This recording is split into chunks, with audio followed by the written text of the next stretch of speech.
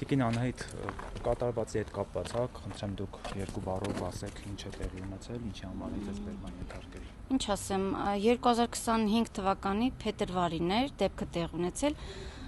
բոյկոտի ակցիա է իրականացնում, Մաշտոցի փողոցից դեպի Բաղրամյան փողոց խաչմերուկը թեքվելուց տրոլեյբուսից երբ որ իջանք, իմ հետ էլի մարդիկ կային իջան, ու իջնողների կողմը դեպի կոնկրետ ինձ ու իջնողներին վարորդը սեռական բնույթի հայհոյանքներ հնչեցրեց ու այն աֆեկտի տակ ինքնատիրապետումս կորցրեցի, որ զայրացա։ Ինչի բանով ինքնատիրապետումից ձեռքիս շիշը մի կողմ նետեցի, միտումնավոր չեմ նետել, վարորդի կողմը կամ ավտոբուսի կողմը, բայց նման վերաբերմունքը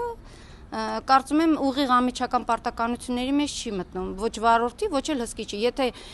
ես ոչ թույլատրելի բան էի արել կամ տրանսպորտի գումարը չէի վճարել, դրա համար ընդամենը ինձ կարող էր հսկիչը տուգանել ու վերջ, իսկ սեռական բնույթի հայհոյանքը դա վարորդի ոչ ուղիղ պարտականությունների մեջ է մտնում, ոչ էլ նորմալ պահվածք է։ Այդքան բան։ Կարելի է ենթարկել, որ Տիգրան Ավինյանի թույլտվությամբ վարորդներին իրանց ավելորդ բան են թույլ տալիս քաղաքացիների դեմ, որպեսզի կռիվներ ստեղծվի եւ ինչպես միշտ իրենց սովորության համաձայն բաժանում են սպիտակների եւ սևերի։ Հիմա այս անգամ տեսանք բազմիցս դանակահարություններ եղավ, դա անմիջապես կրում են քաղաքային իշխանությունները, պատասխանատվությունը կրում են հենց իրենք։ Այս ամենի մեղավորը քաղաքային իշխանություններն են։ Այսօր տանը ովքեր են եղել եւ ոստիկանությունը, դուք տանն եք եկել։ Չէ, ես տանը չէի, դուրս էի եկել, փոքրահասակ բալիկս ու մայրիկս էին։ Մայրիկս տարիքով կին է, խուճապի ինքն էր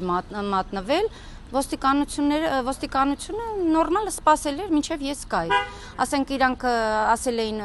հեռախոսի համար գրի, որ մոտիկանա, մամաս խուճապի էր մատնվել, այդքան բան իրանք սպասել էին մինչև ես եկել էի։ Չէ, մամայիս խուճապի պահն է եղել էդի, ինքը ինձ զանգեց, որ արի այստեղ սենց մարդ կա եւ այլն, իրա խուճապի պահն էր, թե չէ ոստիկանները մեզ նորմալ բերեցին բաժինը։ Հիմա այստեղ ինչ է կատարվել եւ ինչ են ասել եւ արդյոք այդ տրոլեյբուսի վարորդը հայտնաբերվել է նաեւս։ Իմ ուղիղ հարցը հենց միանգամից երբ որ ոստիկանությանը տեսա, հարցն էր, որ եթե դուք ինձ միանգամից բերում եք բաժին պարզաբանման համար, հակառակ կողմը տրոլեյբուսի վարորդը կա։ Ու այնտեղ ձայնագրության մեջ մի պահը ֆիքսվել էր դիմացից, որ ես ասում եմ, տեսակ ինչեր ասեց։ Այսինքն ինքը դրա իրավունքը ոնց ունի։